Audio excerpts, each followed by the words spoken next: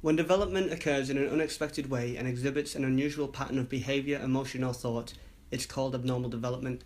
Symptoms of abnormal development can present themselves in a number of ways. They can stem from a biological or psychological basis, and symptoms are often associated with personal distress or impaired functioning and can involve a disturbance in behaviour, thought, or emotion. I will now be handing you over to Johnny. Thank you, John. Did you know that abnormal development can occur at different stages of our lives and can present itself in different ways? So that is why myself, Blossom and John have narrowed it down to 3 topical categories that are present in today's society. These are alcohol abuse, cancer and mental health. I'll be looking at fetal alcohol syndrome. I will be looking at stem cell transplants. And John will be looking at anxiety in adolescence. And I will be looking at gender dysphoria in adolescence.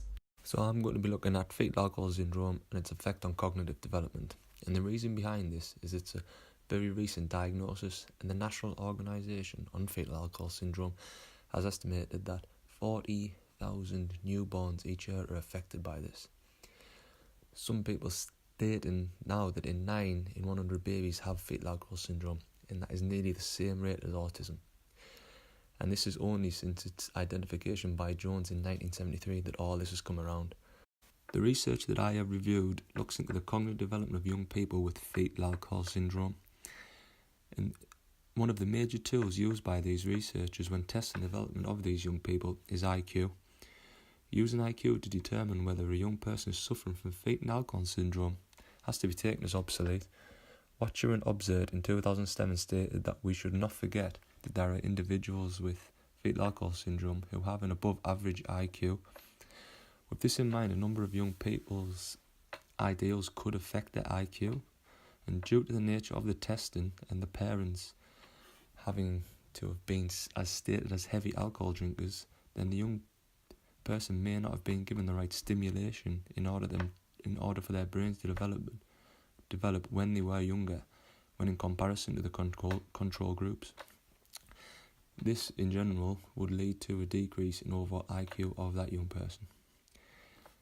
As we just mentioned, in one of the studies by Mattison, the participants were stated as being heavy drinkers, and when reviewing the papers by Stonehouse in 1982, Mattison, Bulgari and Kodawatu in 2009, and even Lang in 2017, there isn't really any clear line of how much alcohol has to be consumed in order for the alcohol to have a detrimental effect on the fetus.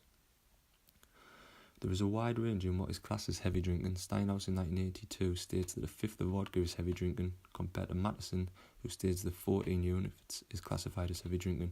And as you can see, this is quite a big gap.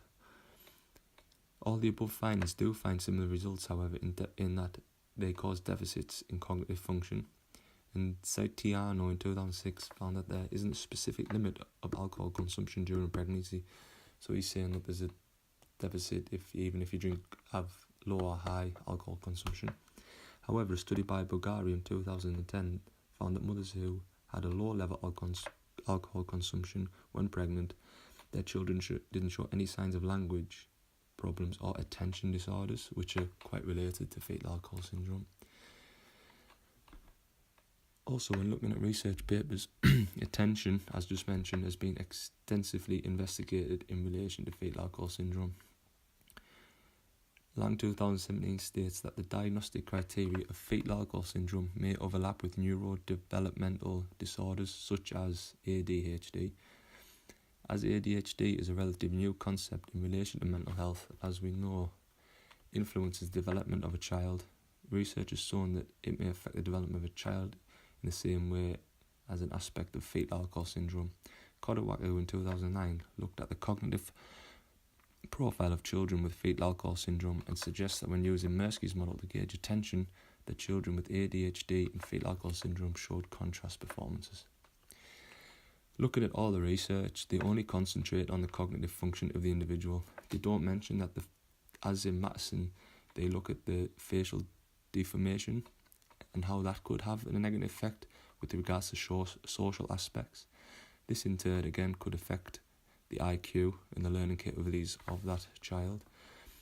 In order to research the cognitive development of the child, then other areas of psychology need to be incorporated in order to gain a better outcome for that young person. The journals discussed above are older papers, and they perceive IQ as a tool in which to determine the development of a child with fetal alcohol syndrome. As we now know, this is not the case, and more recent papers by Baghari, Kodewaku and Riley looked at aspects of the cognitive development of a young person with fetal alcohol syndrome. They all explored areas such as language, attention, memory and IQ to give a broader range of what if a child has been diagnosed with fetal alcohol syndrome. Further, the further research supports Lang in 2017, and they believe that fetal alcohol syndrome overlaps with ADHD. Combs, Spreen and Strauss found a limitation of using the Mirsky's model that we mentioned earlier, in that they may require other cognitive functions to complete these tasks. Also, Baghari found that there was no relationship between alcohol exposure and attention within 6-year-olds. There are a lot of limitations when citing ADHD as an aspect in diagnosing fetal alcohol syndrome. Future research needs to look into taking this out of their testing procedures. The research carried out is reliant on participants self-diagnosing themselves drinking during pregnancy to a point at which they have detrimentally impacted their child's cognitive development.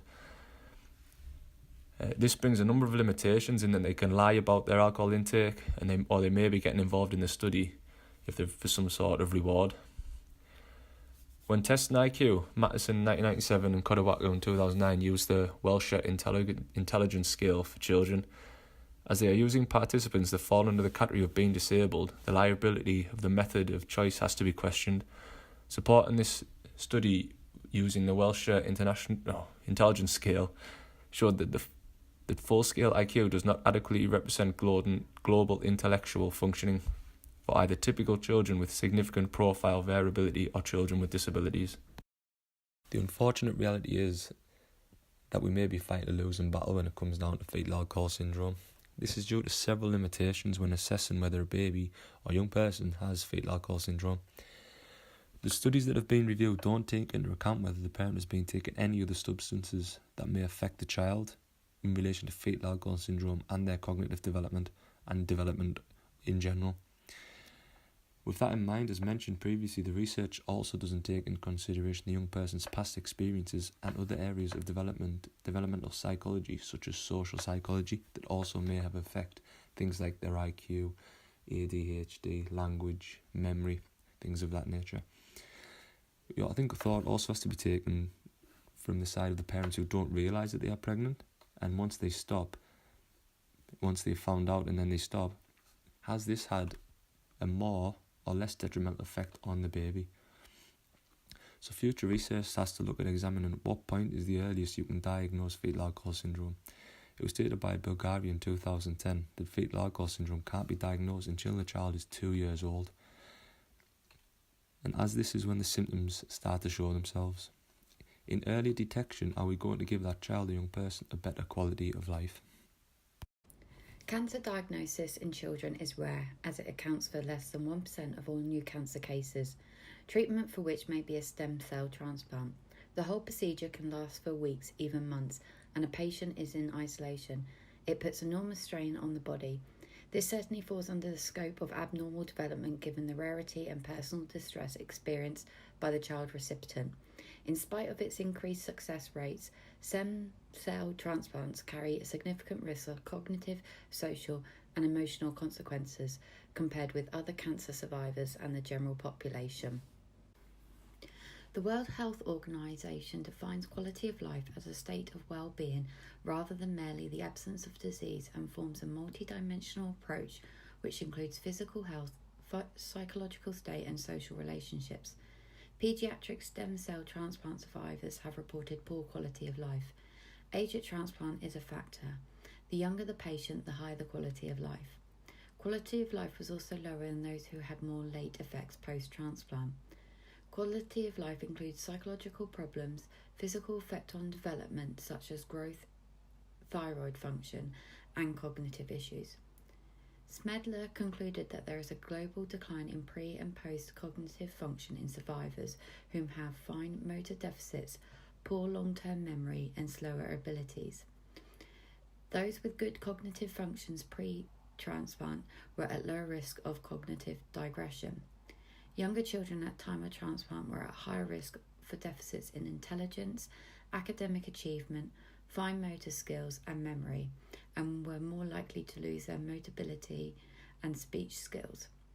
Though the effect on cognitive development lessens as age at transplant increases, there may still be an effect on the social functioning at certain developmental levels, i.e. returning to school. Most children returned within 1 year post-transplant. However, some showed increased behavioural problems and social isolation. Social development is influenced by age at transplant. The younger you are, the less effect the transplant has on communication and socialising skills. Survivors were described by their school peers as being more socially isolated and were less likely to be chosen as best friends. They were also seen as less athletic and less attractive. This impairment on social functioning may be why there are high levels of single-status relationships among survivors. Failure to build in stable relationships may be also a contributing factor to the high levels of psychological problems. Children who suffer with depression may not have developed the personal skills necessary for committed relationships in adulthood. Children showed anxiety and depressive symptoms both pre- and post-transplant. For some, the symptoms were consistent with PTSD. Depression among survivors was twice as high than the general population, and the risk of depression and PTSD was higher amongst older children at age of transplant. Onset could occur months or even decades later. In one study, the mean onset time since transplant was 12 years.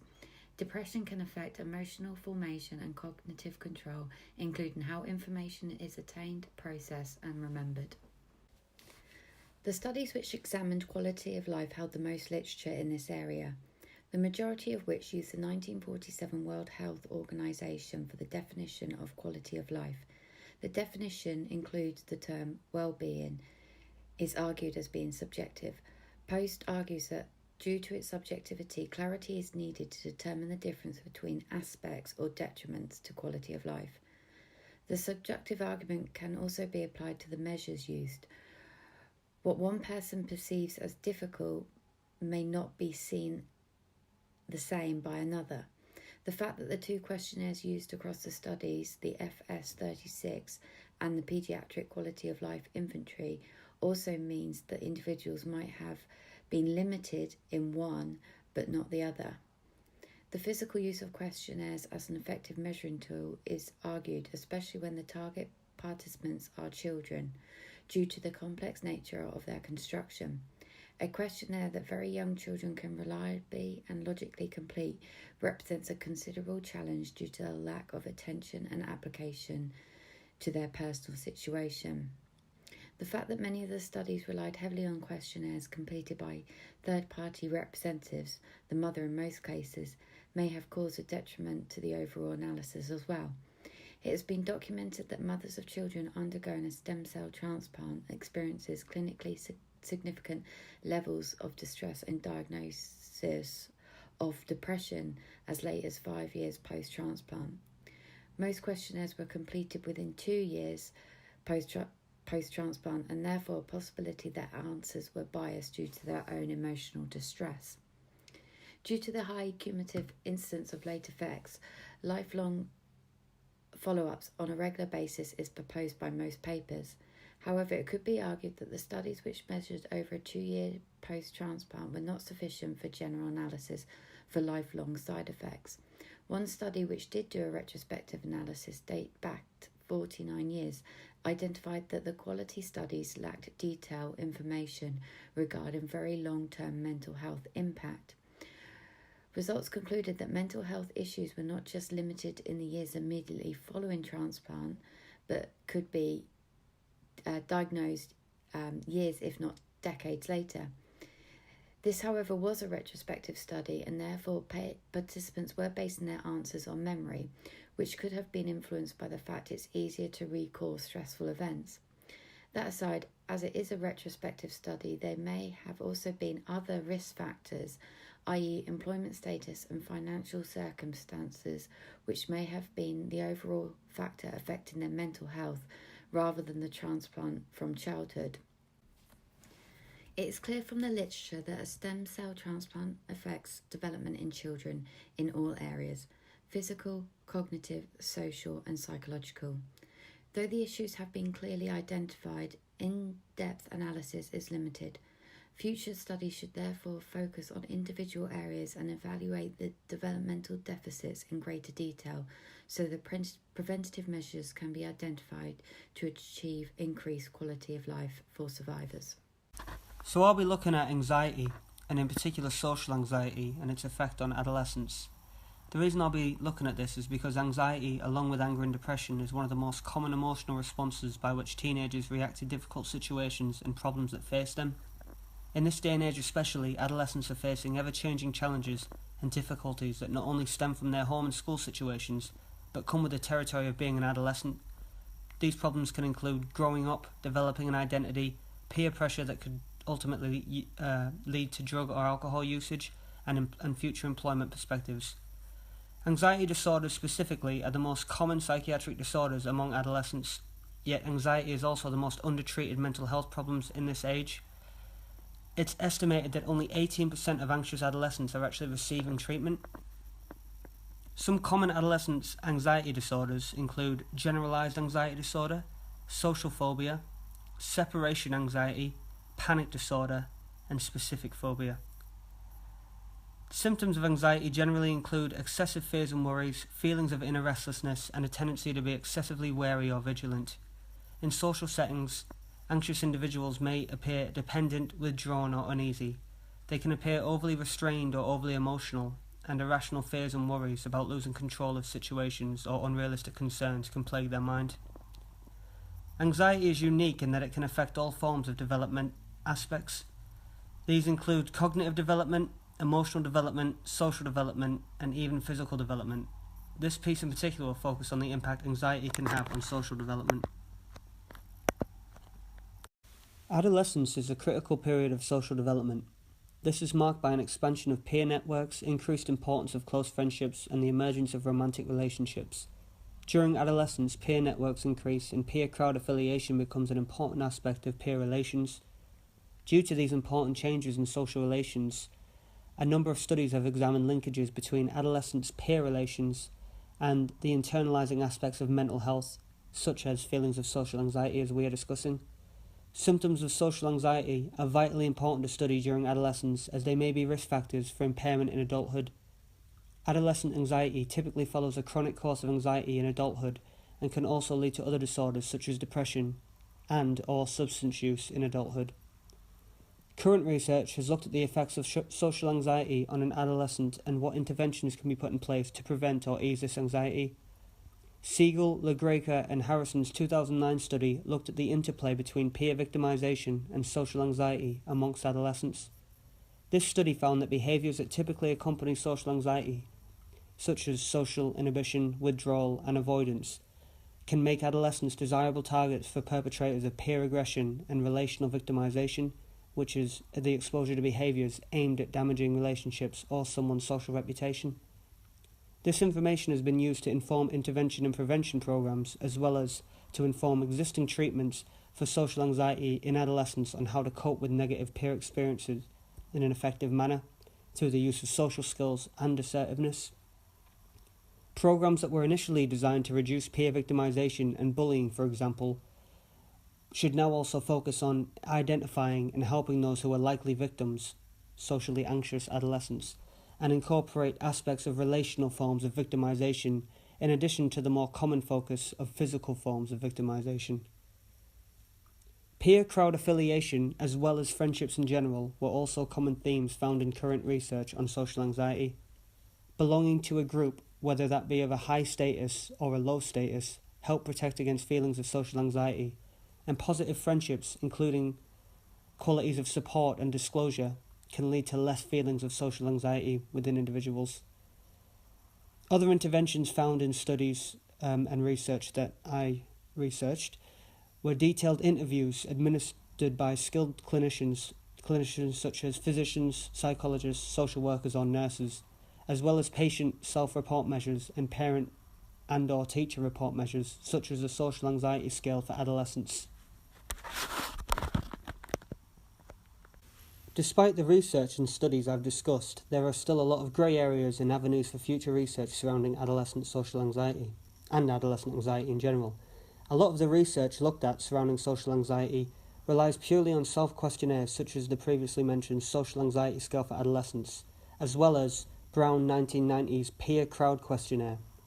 As this is subjective and internal on a case-to-case basis from individual to individual, it would be wise to incorporate peer and/or parent perspectives for future studies to get an overall view of how that individual is in social situations. Not a lot of research also has gone into the neurophysiological development of the brain and how this can affect social anxiety. Carver and Cornu 2009 did state that in some domains, such as social competence and interaction, it is possible to connect neural development with behaviour, but the processes within the brain that underpin threat identification and precautions still remain obscure. Many psychological treatments have been developed for children or adults, but then they're used for adolescents in an adapted form.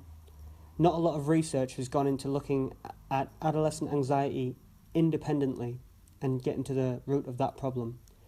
Adolescent anxiety should be treated in a very important way because it typically follows a chronic course of anxiety in adulthood and leads to other disorders that we mentioned before, such as depression and substance use. Adolescence, therefore, is a very important time of someone's life that should have its own treatment for anxiety. We've discussed a lot about social anxiety over the last couple of slides, but that is only one of many anxiety problems that face adolescents in today's world. Anxiety in general is the most undertreated mental health problem in adolescents. Perhaps that is due to reasons such as fewer routine health visits for adolescents than for younger children. This may mean there are fewer opportunities, for example, for practitioners to pick up on mental health concerns. It is, however, important to note that youth, including adolescents, tend to exhibit more behavioural and physical effects of anxiety, rather than the cognitive or conscious effects more common in adults. These effects include stomach aches, headaches, defiant behaviour, avoidance of school, and social withdrawal. It's important for key stakeholders such as parents or teachers or even friends to pick up on these changes in order to help the adolescent receive the help needed to overcome or best deal with their anxiety. Whilst interventions ranging from such as effective parenting strategies, which would include encouraging good health habits and encouraging help seeking when needed, and current medication can be effective in the treatment and avoidance of anxiety, more research and education must be conducted in the area in order to make greater strides in dealing with anxiety in adolescence. An adolescent's life is one of the most important developmental stages of life in general, and not being able to deal with the environment and stresses that come with this period can have a detrimental effect in later life.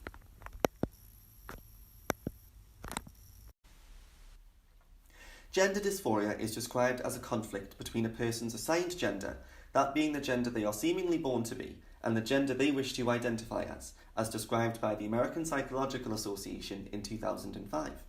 Very recently, its status as a mental disorder has been reconsidered, and the World Health Organization no longer consider it to be as such, as reported by Mean Waring in 2018. Gender dysphoria is currently being explored in pop culture. There is a new drama series called Butterfly that explores the life of a young boy and his parents, and how they come to terms with gender dysphoria being present in the family, as reported by Radio Times in 2018. Despite no longer being considered a mental disorder itself, it is noted that other abnormal developments present themselves in adolescents who identify as the other gender.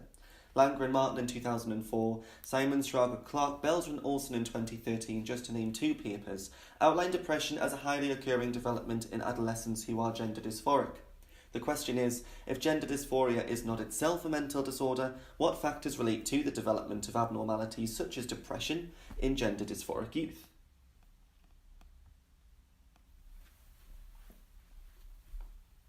So as said, depression has been found to have high rates amongst gender dysphoric adolescents.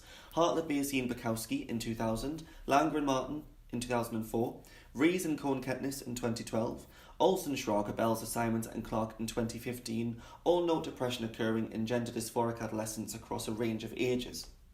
The rates have been found to be higher in those identifying as the other gender than those who considered themselves to be cisgender, as noted by Reisner, Letters, Lechleg, Zaslow, Wolfram, Schumer and Mimiaga in 2015. However, there's been research to suggest that gender dysphoric youths do not suffer psychological abnormalities before puberty, as reported by DeFries, Doraleyes, Steensma and Cohn-Ketnis in 2011. This offers that puberty may be a key point in the development of such developmental abnormalities such as depression. having already been suggested as a contributing factor. Conley and Rudolph in 2009 wrote that depression and puberty are linked. Research may be required to further investigate such a theory, perhaps comparing a group of gender dysphoric adolescents, one of which consisted of youths going through puberty and the other consisting of youths who have not yet reached puberty. A longitudinal study following the lives and depression rates in gender dysphoric adolescents could also be utilised, following participants from young ages up to and after puberty, and then comparing.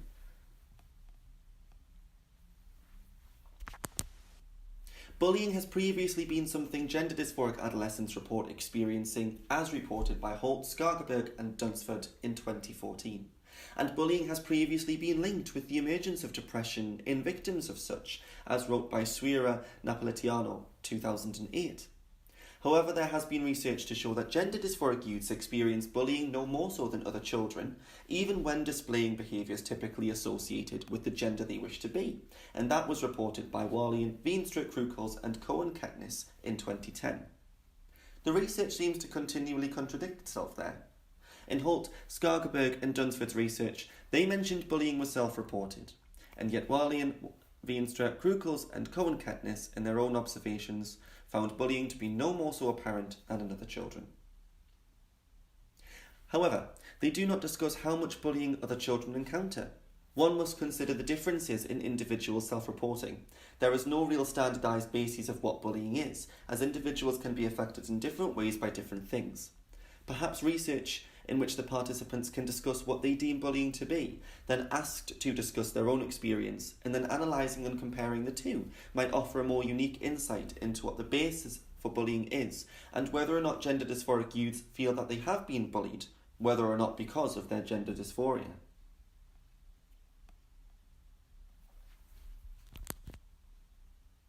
The previous research was also conducted under the assumption that gender dysphoria was itself a mental disorder. There has been research to say that labelling someone with a mental health issue can have negative consequences, focusing on society's understanding and view of a phenomenon as negative when labelled as a mental disorder, and that was found by Angermeyer and Matschinger in 2003. In that case, one might consider that gender dysphoric adolescents may have experienced negative reactions due to the labelling of such a phenomenon as being a mental disorder. Investigating such a theory could provide further insight into the development of depression amongst gender dysphoric youths, culminating in an understanding of whether societal views impact the individual. Because there has been research to the effect that well socially transitioned adolescents show normative rates of depression. Olsen, Durward, Demules and McLaughlin in 2016 found that. It showed adolescents who lived openly as the gender they identify as showed typical levels of pathology when supported sufficiently. If that were the case, opinions from others show to be of great importance in normal development, and offering that a wider positive outlook on gender dysphoria from society could result in lower levels of depression in gender dysphoric adolescents. There are treatments available to those living with gender dysphoria. Drugs offer the chance for a person to become more so like the gender they identify as, opposed to the gender they were born into. Such treatments have been found to have positive effects in reducing levels of depression in adolescents, as reported by Vries, Steensma, Doraleas and Cohen-Ketnis in 2011. However, considering the previous research which provides examples of other factors that may result in an overall depression, perhaps drug treatments are not enough to enable a normative development in gender dysphoric adolescents, if such other aspects are not being identified and tackled also. In conclusion, there seem to be many causal factors which relate to the abnormal development of depression in adolescents who identify as gender dysphoric. Previous research has discussed at great length whether or not gender dysphoria can be classified as a mental disorder. However, now the standing point is that it is not. This may allow time for researchers to leave that argument behind and instead focus on other abnormalities that arise in gender dysphoric adolescents, such as depression, as previous research notes many possibilities for its development, but few seem to offer any that incorporate the others. In our presentation, we have looked at 4 areas that can impact how we develop from what is considered the norm. We've chosen to look at these areas, but there are many more that can be explored. How we grow and change is the primary focus of developmental psychology. Abnormal development is an area which, when studied, can allow us to understand each other in more depth than ever before due to new, ever-changing research. As we have found, it's important not to just concentrate on one specific aspect, but to instead incorporate all areas, including physical, social, emotional, and cognitive. As part of our group project, it's been very difficult to get together as a group due to the number of different commitments. However, we have been very clear when we got the chance to meet on the direction of the project. In relation to my own area of research, I initially found it difficult to magnify my research to a specific area of fetal alcohol syndrome. When evaluating the research, it became apparent what to look for. The next problem I faced was that when looking through the papers, I was finding it difficult to pinpoint what areas I was capable of critical analysing. Once we have completed our research, we did as a group and had an in-depth discussion about the direction of study and questioned whether we were heading in the right direction. We questioned whether the subject areas that we had chosen were too broad and were not meeting the marking criteria. Once we figured out narrowing down our own subject areas and where they fell in relation to abnormal development, we were fine to go ahead with the assignment. As a part-time student working full-time, I knew my time outside the class was an issue. This was the first conversation we had as a group. Group limitations were discussed and commitments set. WhatsApp was the chosen method of communication, and it was agreed that our allocated seminar time would be our allotted group time. The next hurdle we had to overcome collectively was making sure that we were meeting the assessment criteria. There were concerns that our topic may have been too broad. We spent a whole seminar getting this clarified, but it was crucial for the progression of the assignment, and key targets were set for the following seminar. Given that the video could not be more than 25 minutes long, time allocations were agreed at 7 minutes each. This was based on a 3-person group due to a non-appearance of the fourth. This was where I struggled personally. Incorporating a topic into 7 minutes was extremely hard, especially as I have a low reading speed. It meant that when I recorded the content, it was at a slower pace compared to my colleagues. To compensate for this, I tried to ensure that I was concise with my writing. This highlighted for me the overuse of filling words, and it was a crucial learning point I will take forward in my academic writing. Our final hurdle was the last-minute participation from the fourth group member and the allocation of timings. As 2 members had already recorded their part, it was unfair for them to redo. We therefore discussed this as a group and highlighted our concerns with the lecturer who reassured us that we would not be penalised for going over our allotted video time. I felt that the group project as a whole ran smoothly and timely. We aimed to finish the entirety of our individual work nearly a week before the deadline so that we could finish up the conclusion on the last day of seminar before submission.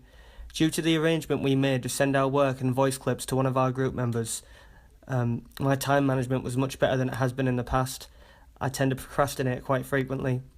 We also, as a group, made use of effective communication through WhatsApp to come to arrangements and send off our work in an efficient manner. I also could have made use of better research skills through the use of books and not just journal articles. Working as a group is beneficial in that one can discuss ideas and receive feedback where sometimes it's not possible when working alone. In my experience in this group, face-to-face consultations have proved difficult as I had been absent from the university due to poor health. I have learned that more correspondence is necessary if I cannot meet a group face-to-face in order to understand where the group is at and so to keep them updated with my progress also. Each member of the group chose a different topic, so while it allowed for each to exchange ideas and ask for advice, it meant each person had to do their own work, which allows for a better progression in understanding the subject, as opposed to if everyone were doing the same thing and one group member did a lot more of the work, as sometimes can be the case in group assignments.